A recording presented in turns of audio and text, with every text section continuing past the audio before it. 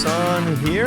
Thanks for joining me here on WGAN and online at craigpeterson.com. We've been talking about lithium-ion batteries and some of the problems with them.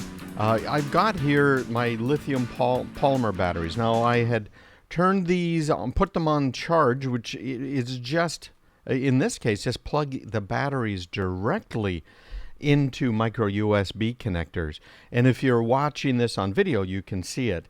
And you can see one of them's got a little red stripe on it. It's been kind of alternating. The battery, this is a AAA, if you can imagine this, okay? Very small battery. It not only has built into it this micro USB connector, but it has all of the charging circuits, logic, and everything else. And this can be used like a regular AAA battery. It's called Pale Blue. You'll have seen it on Kickstarter as well. And right there on Kickstarter, it's so cool. They've got all kinds of neat stats about it. So they sent me a few of them to play with. I'm going to play with them, and I'll let you know how it goes. But this is another generation of lithium batteries. Lithium polymer batteries is what these are called. They're very rapid charge. But we've been talking about lithium-ion batteries and some of the problems with them when they start to swell. And of course, that's that some of the internal components short out. There is an incredible amount of energy in those batteries, particularly if they're close to fully charged.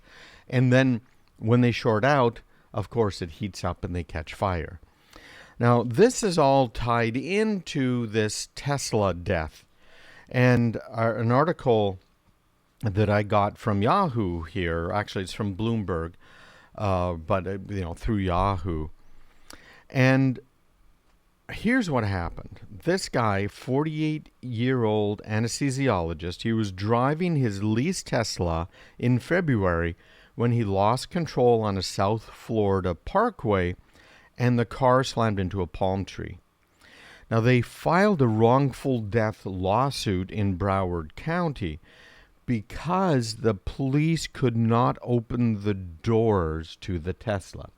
Now, if you own a Tesla, you know this, but if you haven't seen how this works, you're probably not familiar with it. Normally on a car, you walk up to the car and you can grab the door handle. Personally, I have refused to buy cars that don't have a handle. Like, Ford cars have that solid handle that you can grab onto. You can put your whole hand around it and you can pull directly, right? Those little stupid little handles that you put in your fingers kind of into underneath the handle and you pop it out. I don't like those. I don't think those are safe. I've never thought they were safe. And the reason why is I was involved in emergency medicine, and we would get to the scene of a vehicle, and if the vehicle had that kind of handle, like my Fords do, where you can grab that handle and you can yank it, you can get people out of the car. Most of the time. Sometimes you still have to cut the doors open. But you have leverage. You have something to hold on to. Those stupid little handles that you stick your fingers under and flip forward to open the door, there is no leverage. Right? So at that point, you have to break the window and you try and grab the door, and you certainly have a little bit of leverage there, but it's much easier to hold a handle that's meant to take some abuse while you're trying to pull the door open, and seconds can mean the difference between life or death, or being maimed permanently, or just having a temporary injury. So I have never liked that kind of handle. Well, what does Tesla have on it? Well, it has an even worse handle. Now, I've talked on the show before about how Tesla, with the safety crash tests that were done on them, the Tesla Model S did phenomenally well. It broke the testing equipment. The test ratings, where it's 5-star on this and 5-star on that, it scored higher than 5 stars on some of these tests. Well, that's kind of cool when you get right down to it. Wow, that is a really nice, safe car. But those tests were designed for the normal vehicles. They've got a normal engine up front, and that normal engine, of course, might come into the passenger compartment. You don't want it to. The Mercedes, I think, was the first one to have a design where if there was a collision involving the front end, the engine would kind of drop down so that it didn't end up in your lap in an accident. Well, Teslas don't have an engine sitting up front. Electric cars have electric motors, usually right by the wheels.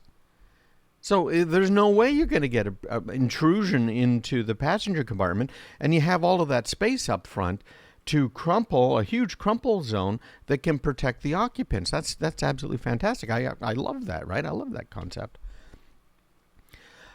But here's part of what wasn't tested. It was the door handles, the emergency responders, the firemen, EMS, right? All of us getting to the scene, the police officers. The police are usually first on the scene because they're already out driving around. You can't yank that handle because it's got the stupid little handle. But even worse than that, if the vehicle is damaged in the wrong way, the handles are completely recessed. And that's what happened to this 48-year-old in Florida. See, normally you walk up to a Tesla, you have the fob in your pocket. You get near the door, and the little handle pops out. Oh, isn't that cute? Look at that. It pops out. It's going to save me over the life of this car because of the lack of wind resistance. It's going to save me all of $5 over the next 100,000 miles. I don't get it, right? It's a design thing. It's aesthetics. Oh, isn't that pretty, right? That's what it was all about. Well, this lawsuit is saying that fire engulfed the car and burned Dr. Awan beyond recognition, all because the Model S has inaccessible door handles, no other way to open the doors, and an unreasonably dangerous fire risk. Now, the complaint lists the cause of death as smoke inhalation and states that the doctor had sustained no internal injuries or broken bones in the crash. In other words, he should have survived the crash. So problem number one, no handle that you can yank and get serious leverage on. Problem number two, no handle in this guy's case, right? Because it didn't present itself. By the way, Tesla calls it auto present. It's an auto present door handle. No door handle at all. And the police officer gets there, and he and the bystanders are standing there helplessly as the car filled with smoke and flames, and the doctor was burned. No internal injuries, no broken bones. He probably survived the crash. And then he died from inhalation from the smoke and then was burned. There's no coming back from that one, right? Now let's talk about the other problem. We were just talking a lot about the problems with lithium-ion batteries. And how now, by the way, airlines do not allow you to have a lithium-ion battery in your checked luggage. And there's very good reason for that. Don't be an idiot and put a lithium-ion battery in your checked luggage.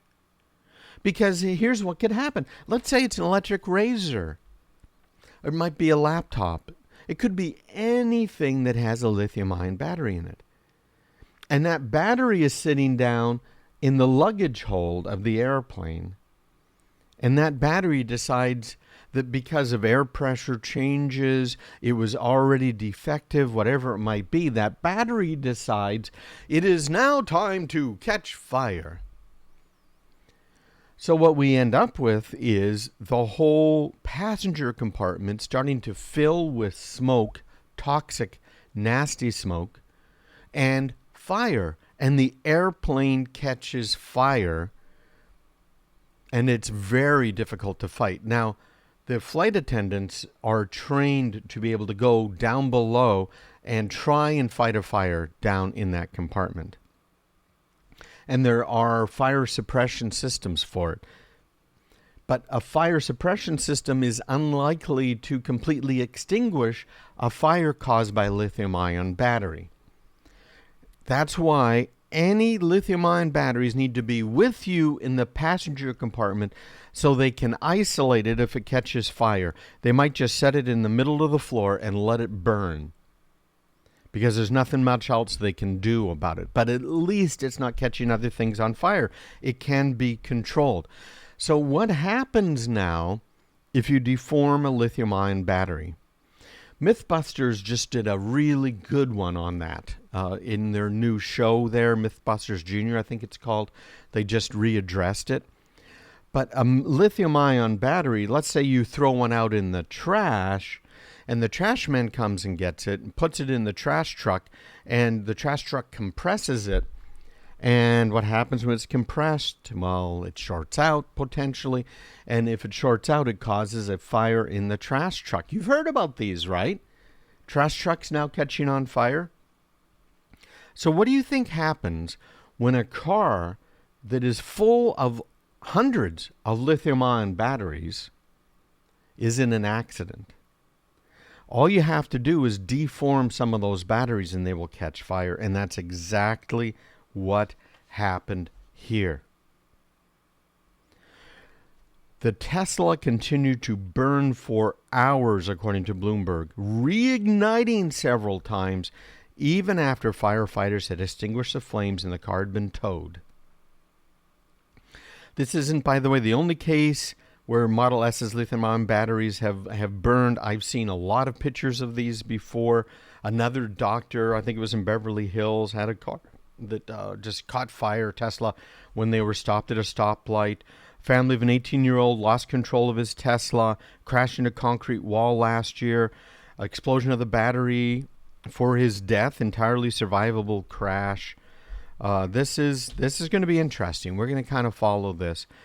But this isn't the only one that's having these problems. So we're going to talk about what Ford's doing and some other automakers. They're working with our friends over at Bosch on helping to solve some of this problem. So we'll talk about that when we get back. We got a lot of other articles here, more spying going on, and VPNs. We got to get back to VPNs, which of course was the subject of our master class this past week. So stick around. You're listening to Craig Peterson here on WGAN and online at craigpeterson.com. Peterson with an O. Stick around because we'll be right back.